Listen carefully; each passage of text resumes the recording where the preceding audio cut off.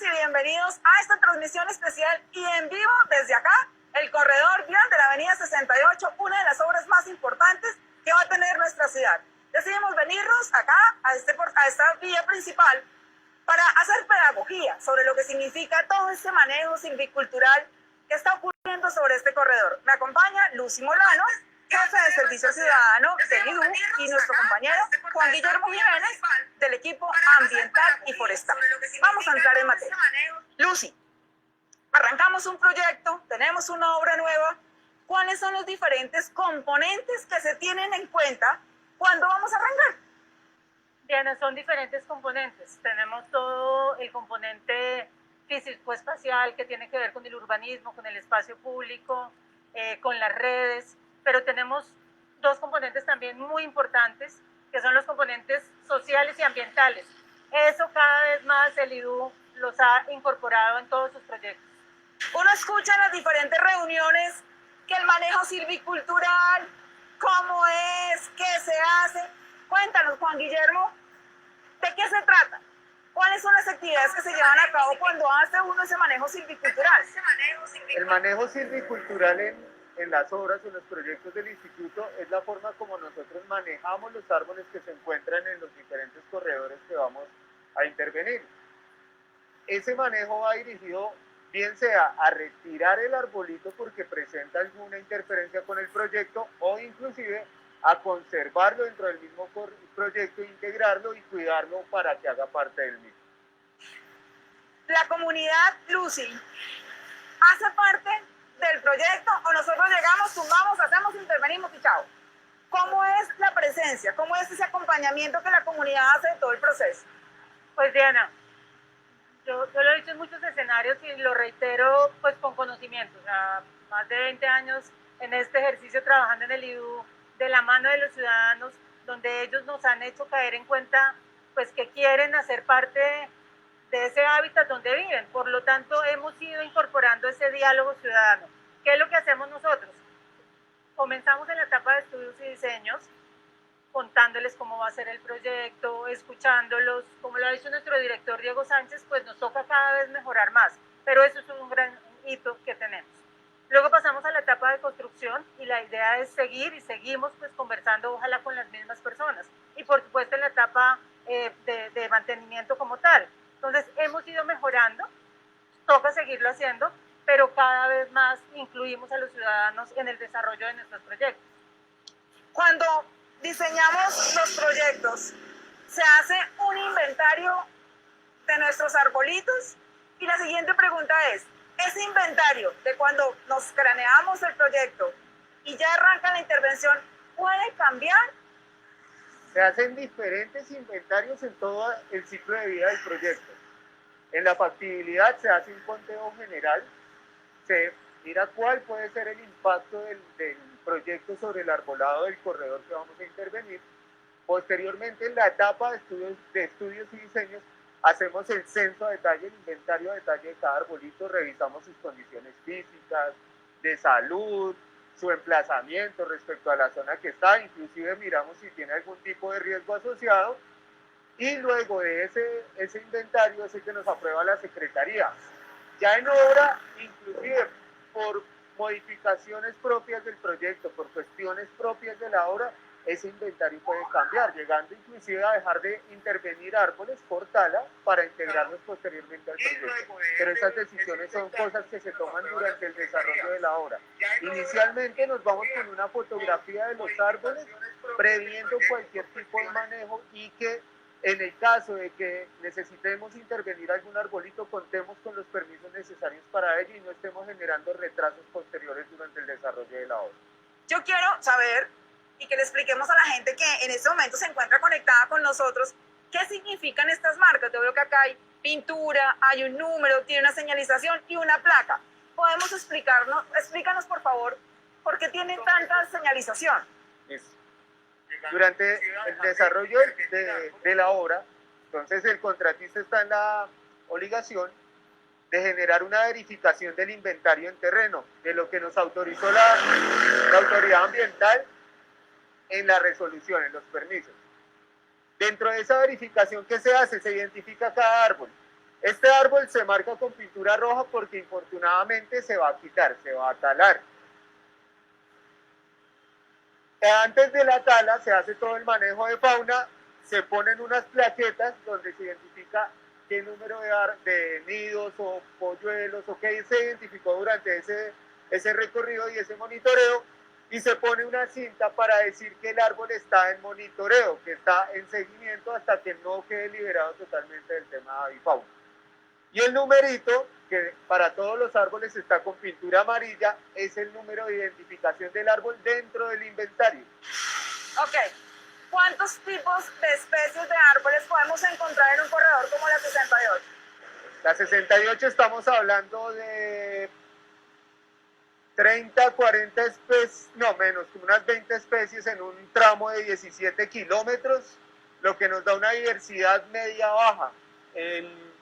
Unos separadores de este tipo deberían haber más o menos unas 50 especies, dependiendo del microclima que va desarrollando toda la vía, desde la carrera novena con autopista, no, desde la carrera novena con calle 100 hasta abajo, hasta Venecia. Las condiciones de toda la avenida son muy cambiantes, tanto en clima, tipo de suelo, contaminación. Sin embargo, encontramos casi todas las mismas especies que encontramos aquí, las vamos a encontrar al sur, prácticamente. Son diferentes las entidades que nos realizan el acompañamiento de que nosotros estemos haciendo las cosas de manera adecuada. ¿Cuáles son las entidades y qué papel, qué rol juegan en toda esta intervención? Para el tema de arbolado, tenemos dos actores principales que son los que nos dan la veeduría o nos dan los vistos buenos para los tratamientos que nosotros proponemos y siempre hacen el acompañamiento. Por un lado, la Secretaría Distrital de Ambiente, quien hace la verificación de los inventarios que nosotros entregamos en la fase de estudios y diseños para dar posteriormente la autorización. Y por el otro lado, Jardín Botánico, que hace un acompañamiento activo durante todo el proyecto, antes y durante todo el proyecto, por un lado para aprobarnos el diseño paisajístico que vamos a implantar dentro del proyecto, o sea, el proyecto mete arbolado aquí mismo, posteriormente, una vez finalice la obra, durante la ejecución de la obra, y también para escoger las especies y en este momento en el acompañamiento de incrementar el número de arbolitos a plantar en la zona de influencia del proyecto.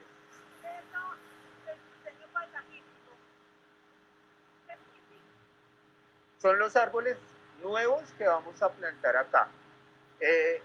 Yo sé que genera algo de incomodidad que digamos que la obra va a retirar la totalidad de arbolado, pero a pesar de que se retire una parte del arbolado, vamos a meter nuevo arbolado en la zona.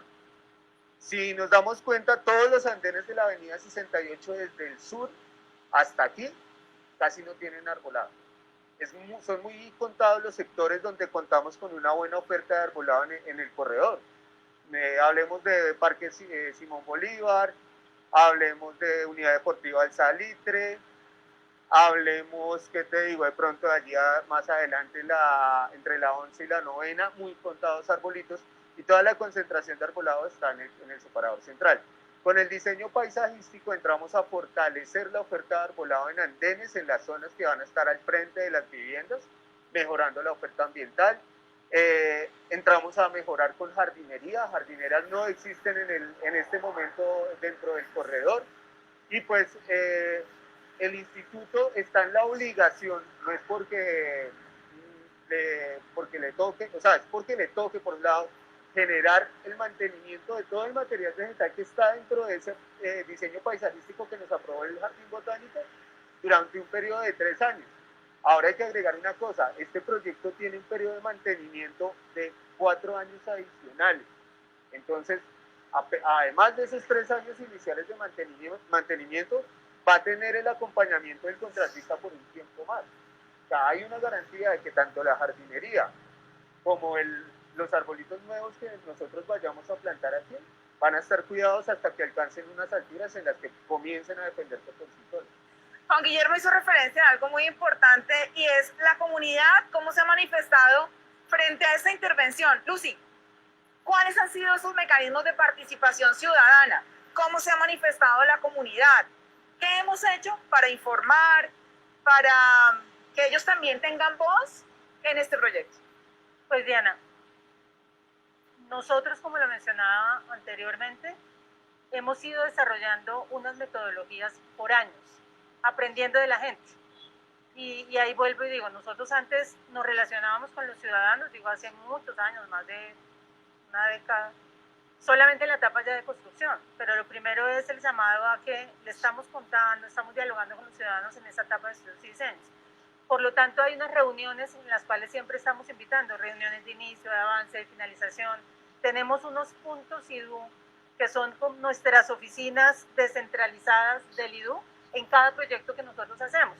Entonces, digamos, acá para la avenida 68 tenemos 9 puntos IDU, distribuidos en cada uno de los 9 grupos que tenemos. Reuniones permanentes, talleres, hay algo que claro que reconocemos como IDU, y es pues todos estos grupos ambientalistas, jóvenes, todos los que estamos, por supuesto, porque es que estamos todos interesados con el medio ambiente. Entonces hemos ido, por supuesto, escuchando estas voces. No ha sido fácil porque entendemos lo que Juan estaba explicando ahora, que hay cierta incomodidad, pues por supuesto, o sea, nosotros mismos nos sentimos muy tristes al ver que un árbol de estos toca talarlo, o sea, nadie le da felicidad. Pero entonces cada vez más este ejercicio que hicimos estos días con el equipo del IDU, con la Secretaría de Ambiente, con el Jardín Botánico, con entes de control, explicándole a la ciudadanía, como hemos dicho, sabemos que tenemos que tener más pedagogía, digamos, en explicar por qué es que se va un árbol, lo que estaba explicando ahorita Juan, o sea, ten en cuenta que en los andenes nos hacen falta pues mucho más árboles. Entonces, ha sido, digamos, complejo, pero muy interesante porque nosotros como entidad, por supuesto, cada vez nos abrimos más, como tiene que ser, a escuchar a los ciudadanos y esperamos hacer el mejor trabajo para que los ciudadanos también nos escuchen, porque lo que hemos dicho, este proyecto también trae muchos beneficios, entonces toca poner en una balanza pues ese equilibrio y seguir adelante con él. Lucy mencionó algo que es muy importante y es la determinación de cuando traslado o cuando tengo que talar el árbol. ¿Cuál es la diferencia, Juan? ¿Y qué nos lleva a tomar la determinación de hacer un procedimiento o el otro? Cuando hacemos el proceso de evaluación silvicultural, empezamos a revisar muchas variables.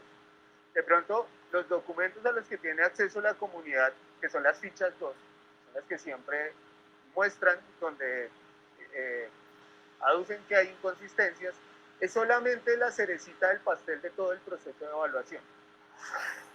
Durante ese proceso de evaluación miramos el emplazamiento del árbol, la altura del árbol, las condiciones, el estado de salud general del árbol, si está recto, si está torcido, si tiene ramas con peligro de caída, si tiene raíces por fuera. Eso por un lado, y eso lo vemos en campo. En oficina cruzamos otras variables, tipo de especie, ya hay indicadores de cuáles especies son resistentes al bloqueo y traslado. Entonces, para determinar si un árbol es viable para traslado, nos vamos a fijar en 5 variables básicas. La edad del arbolito, la especie del árbol, el emplazamiento del árbol, estado de salud del árbol y la resistencia al tratamiento de lo que es el traslado que tiene todo esto. Y la altura, perdón. Entonces, veamos por ejemplo este muchacho de acá. Veamos esta especie. Este arbolito está conceptuado para tala. Por un lado, si bien tengo un espacio generoso donde constituir un bloque, que es con el pedazo de tierra que me lo voy a llevar al otro sitio y lo voy a sembrar, o sea, hagan de cuenta que estoy en mi casa y voy a pasar a trasplantar de una materita a otra, mi matica favorita. Entonces, ¿yo qué hago primero? Tengo que garantizar que el suelo no se me vaya a desboronar. Si se desborona el suelo, de una pierde viabilidad el traslado. Entonces, estamos en suelos urbanos.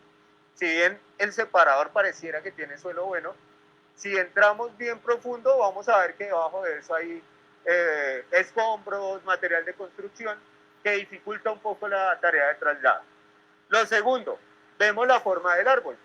Entonces, este árbol tiene aproximadamente 12 metros de alto. Tengo que meterlo en una cama baja de 10 a 11 metros de largo. Es decir, ya tengo 1 metro por fuera. Pero a eso tengo que sumarle aproximadamente 2 metros de suelo, de 1,50 m a 2 metros de suelo que tengo que llevarme. Entonces, para poder dimensionar el árbol, tengo que hacer una serie de podas y poderlo llevar sin generar un traumatismo tan grande que lo pueda matar. Entonces, este arbolito, una de las causales es esa, no es viable por el tamaño. Lo segundo, la forma del árbol.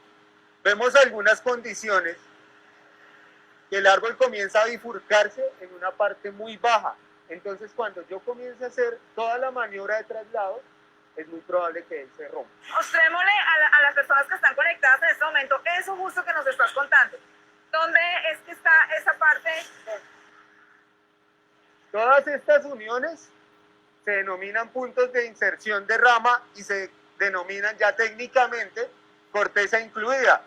Hagan de cuenta que es como si uniera dos pedazos de papel y frente a alguna fuerza extrema se fracturan. Entonces por ahí podemos perder el arbolito. Esa es una de las causales. Lo otro, el instituto se debe comprometer a sacar o a trasladar árboles que pueda garantizar que van a permanecer vivos en el tiempo. O sea, no podemos llevar un árbol de este porte que sabemos que a pesar de toda la técnica que le podamos aplicar, nos lo podamos llevar a un parque cercano, a una zona cercana con las mismas condiciones, pero que durante el traslado me sufra algún traumatismo, alguna fractura, alguna lesión importante que me limite ese éxito o la viabilidad de éxito del tratamiento. Entonces, pues, técnicamente por eso se dice que este arbolito es inviable al traslado, a pesar de que la especie es resistente, a pesar de que tiene unas condiciones físicas y sanitarias buenas, el estado actual del árbol no me va a garantizar que yo pueda generar. Para los ciudadanos que pasan por este corredor vial y ven todas estas mallas que tienen estos árboles, este corredor, este separador, ¿por qué están esas mallas? Esas mallas corresponden a tocones de árboles que se han venido retirando en los últimos meses, no es de los últimos días. Este tramo, por ejemplo, ha iniciado intervenciones desde el mes de febrero del 2021. Ya a la fecha han retirado un aproximado 23 arbolitos de este sector. Entonces, una vez se finaliza eso, de todos modos, como no se ha entrado de lleno en la fase de obra, se hace el cierre para evitar que hayan accidentes con terceros. Hemos hablado de traslado y de tala. Cada procedimiento tiene unos pasos diferentes. Expliquémosle a las personas que están conectadas y que nos siguen en esta transmisión en vivo, cuáles son los pasos para traslado y cuáles son los pasos para tala. Mientras tanto, yo le pregunto a Lucy. Lucy, la gente nos ha acompañado a recorridos, hemos hecho este trabajo de terreno con la comunidad o solamente venimos nosotros, hacemos inventario, evaluamos o la comunidad ha participado.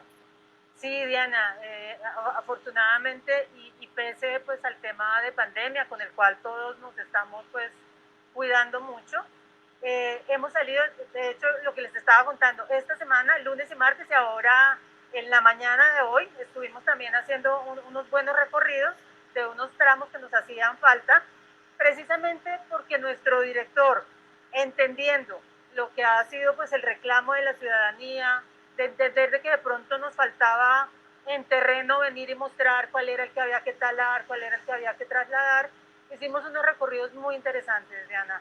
Realmente muy en eso, cuando uno siente que se escucha con los ciudadanos, claro, hay algunos temas que pues no estamos de acuerdo, insistimos que a nosotros como entidad también nos duele mucho pues tener que talar algunos árboles, pero estamos precisamente en esa explicación.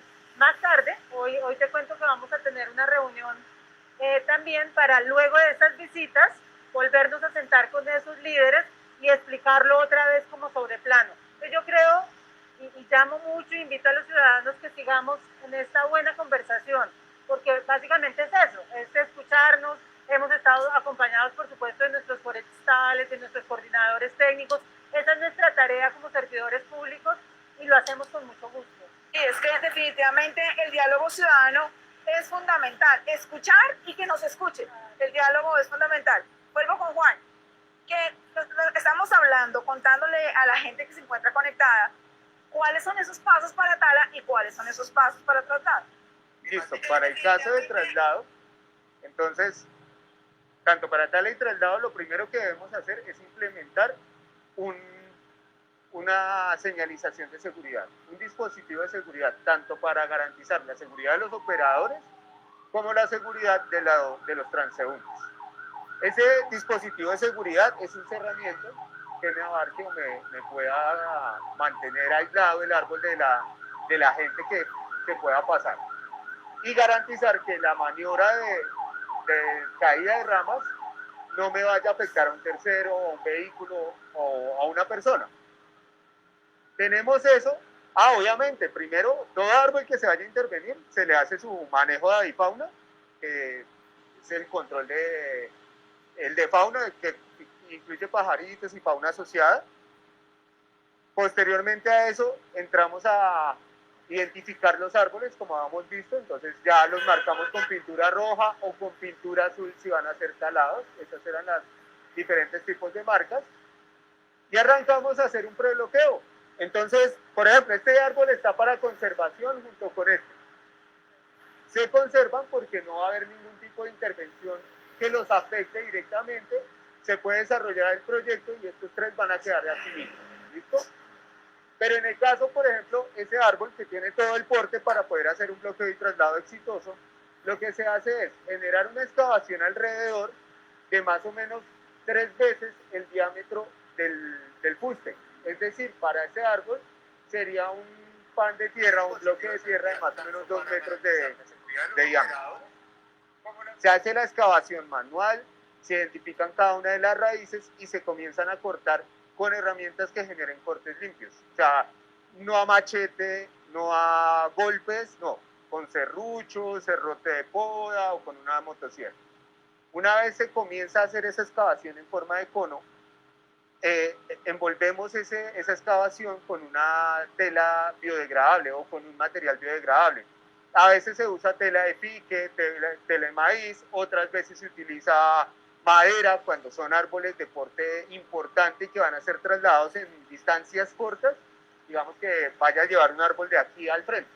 En ese caso esa maniobra se puede realizar. Una vez hacemos ese bloqueo, aseguramos el árbol, lo regamos, lo hidratamos bien antes de llevárnoslo empezamos con otro tema importante durante las maniobras de bloqueo y traslado y la implementación de los PMTs. Como son vías que tienen un alto flujo vehicular, nosotros no podemos realizar esas maniobras de día porque infartaríamos la movilidad de una parte Justo importante eso de la quería ciudad. preguntar, Juan, porque uno revisa las redes o uno escucha a la comunidad muy inquieta que por qué siempre talamos a la madrugada. Hay una explicación lógica. Expliquémosle a las personas que se encuentran conectadas y que además quiero agradecer que en este momento están haciendo sus preguntas y comentarios. Tenemos un equipo ambiental y social que las están respondiendo. Expliquémosle a la gente por qué estamos talando a la madrugada. Por implementación de los planes de manejo de tráfico. Cuando yo voy a generar la tala o el bloqueo de un árbol, lo que les comentaba anteriormente, necesito generar seguridad tanto para el trabajador como para el carro que pasa, como para la persona que pasa. Si yo lo hago en plena hora pico, digamos a esta hora que arrancáramos maniobras, y voy a talar un árbol que, si se dan cuenta, la mayoría de árboles abarcan de lado a lado el separador, es probable que durante la maniobra, así se tenga todo el cuidado del mundo, pueda caer una rama y caer encima de una camioneta, por ejemplo. Entonces, por eso se hacen en altas horas de la noche. Hay árboles que sí efectivamente se pueden hacer durante el día y se han efectuado durante el día y son arbolitos que son pequeños, que están emplazados en los andenes, por ejemplo, que no tengo la necesidad de hacer un cierre considerable, que no voy a generar un riesgo de afectación a un tercero. Pero para un bloqueo y un traslado, por ejemplo, de los árboles que vemos en el separador, sí o sí tengo que entrar a incidir sobre las calzadas que están aledañas al separador central. Entonces, volvemos al tema del bloqueo. Imagínate aquí una cama baja tractomula a este lado, una cama baja de 11 metros, ya me estoy comiendo 20 metros de la avenida 68. Y a este lado tengo que poner una grúa telescópica, una PIH, que tiene una capacidad de carga de 3 veces lo que pesa el árbol. Digamos hoy, un arbolito de estos, que lo fuéramos a trasladar. El bloque de tierra para sacarlo son más o menos 6-7 metros cúbicos de tierra. Estamos hablando de 7 a 7 toneladas y media de peso. Y tenemos el fuste, que lo ideal es no retirarle tanta rama. Entonces, de esta altura estaríamos hablando de aproximadamente otras 10, 12 toneladas. Es decir, que en conjunto estaríamos hablando entre 18 y 22 toneladas de peso para retirar un árbol de este porte un poquito más grande, ¿sí? Entonces necesito una PIH que tenga por lo menos una capacidad de 90 toneladas. 3 veces lo que pesa el árbol, 3 veces me tiene que resistir el brazo de la grúa. Son principios básicos de física donde si yo meto no sé, una montacarga normal, pues voy a dañar el árbol, voy a dañar la máquina y no voy a hacer nada. Y devolviéndonos al tema de tráfico, entonces voy a tener esos dos equipos, aquí una cama baja y aquí una grúa, más o menos por un espacio de unas 4 a 5 horas. No, el traumatismo en el tráfico de esta vía tan principal sería terrible.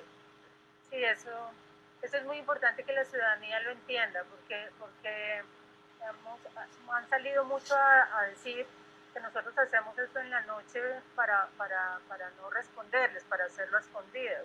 Y Juan lo estaba explicando muy bien, o sea, no lo podemos hacer durante el día.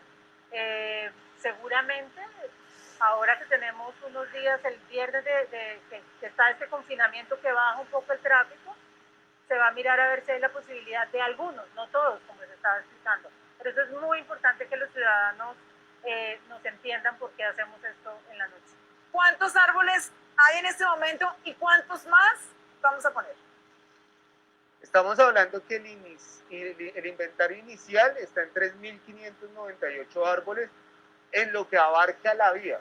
O sea, el inventario solamente se hace sobre lo que yo voy a intervenir. Pueden haber un poquito más de árboles, podemos estar hablando de 4.000, 5.000 árboles en el corredor de la 68, pero lo que va a intervenir el IDU respecto a sus obligaciones y lo que tiene que afectar por la obra como tal, son 3.598 árboles.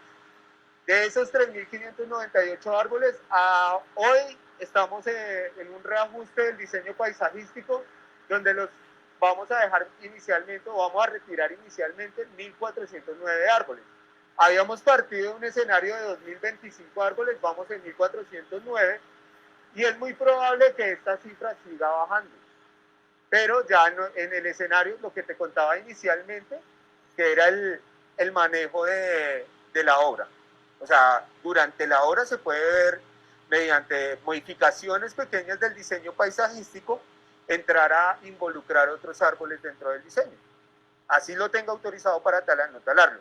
Y con la plantación, al final de todo el ejercicio, solo con la plantación, vamos a entrar a plantar 4.590 árboles nuevos y 54.000 metros aproximadamente de jardinería en todo el corredor. En algunos puntos se va a eliminar el separador existente, el que hoy no va a existir, pero se van a crear separadores nuevos donde también se involucra jardinería y arbolado nuevo en el corredor. Yo me quiero devolver a un arbolito que tiene una característica especial y es la presencia de fauna silvestre. Entonces voy a invitar a Adriana Patiño, para que ella es bióloga también del IDU, para que nos cuente cómo es ese tratamiento cuando encontramos estos nidos o esta presencia de alguna fauna silvestre en una de nuestras especies de arbolitos. Adriana, bienvenida a este Facebook Live. Vamos a hacer acá una entrada y salida de invitados. Bienvenida, Adriana, a este Facebook Live. Contémosle a las personas, hace un ratico vamos caminando y llegamos hasta allá para mostrarle a la gente la placa y mostrarle cómo se hace este tratamiento. Hace un ratico vimos en este árbol que tiene la presencia de 2 nidos. Yo quiero que le expliquemos a las personas que se encuentran conectadas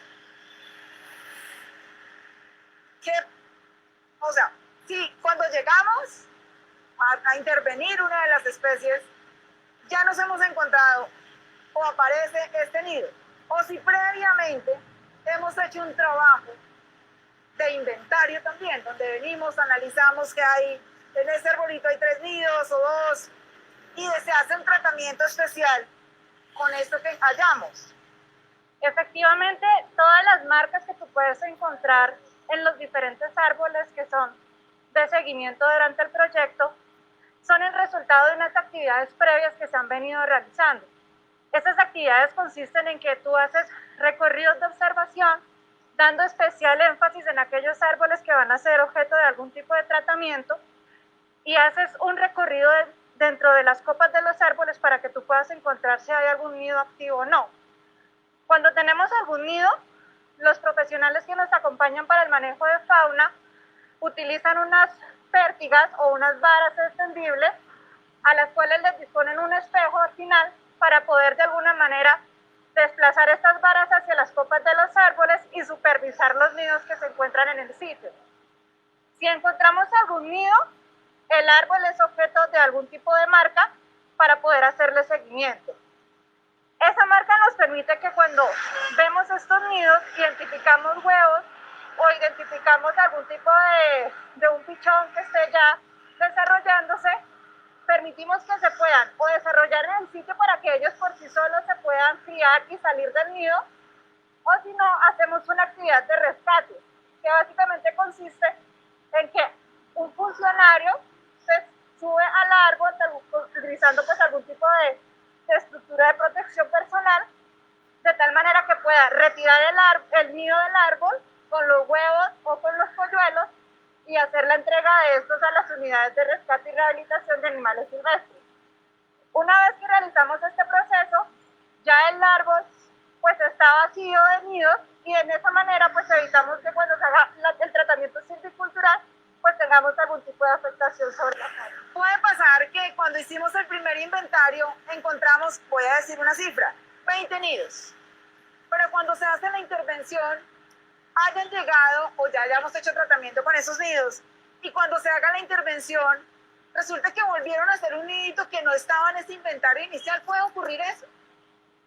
Sí puede ocurrir, por eso esos recorridos que se hacen son de manera constante. De esa manera, cuando ya estamos próximos a las actividades de intervención, aumentamos un poco más los seguimientos, de tal manera que en ese sitio donde vamos a hacer algún tipo de actividad, pues ya podamos evidenciar y tener con certeza cuántos nidos pueden estar en el sitio. De esta manera, pues, esas actividades de seguimiento, como son continuas, y también estamos permitiendo que de alguna manera esos árboles que se van a intervenir se intervengan de últimas los que tienen nidos, pues evitamos de alguna manera al máximo tener que hacer algún tipo de actividad de rescate. Yo quiero pedirle a Nicolás, que nos está ayudando con esta transmisión, que enfoquemos esta placa.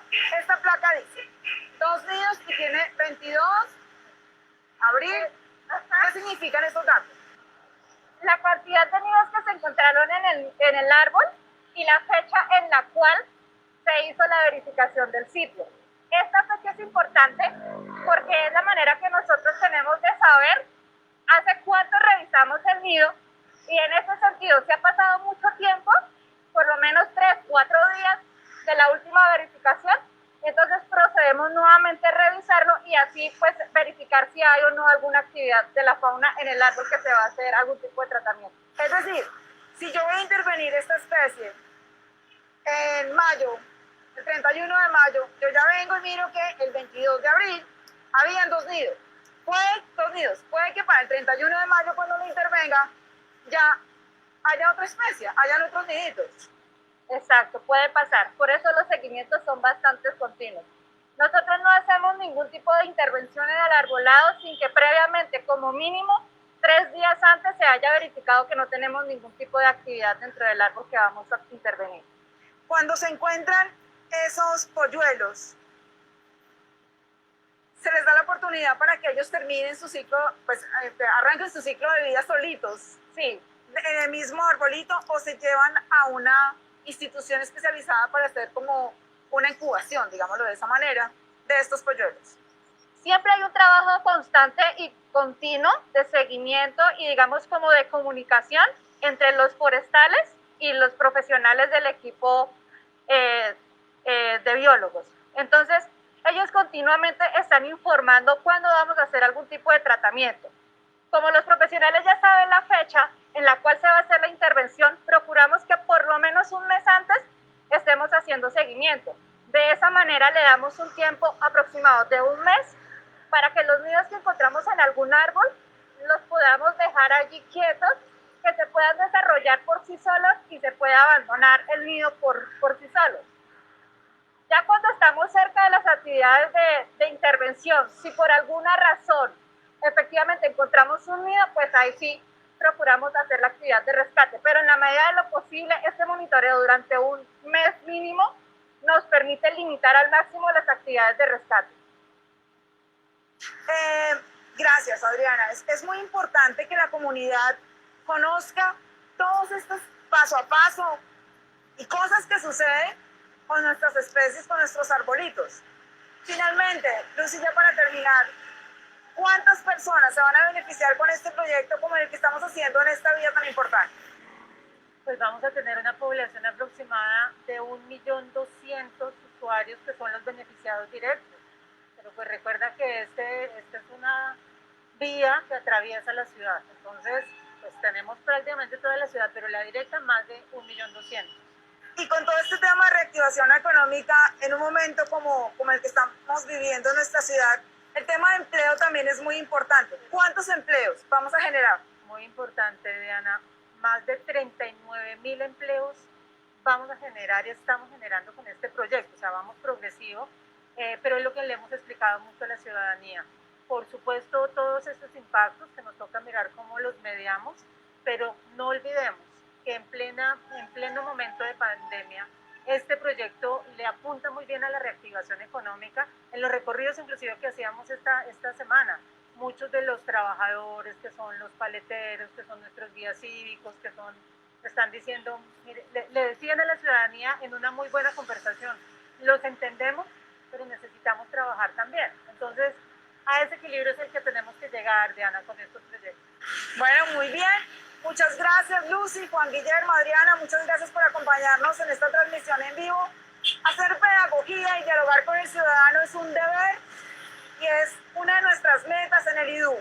Abrimos estos espacios, los escuchamos y atendemos todas sus inquietudes que serán respondidas por nuestros equipos social y ambiental correspondientemente. Muchas gracias por acompañarnos en esta transmisión y nos volveremos a ver en una próxima transmisión en vivo. Mil gracias.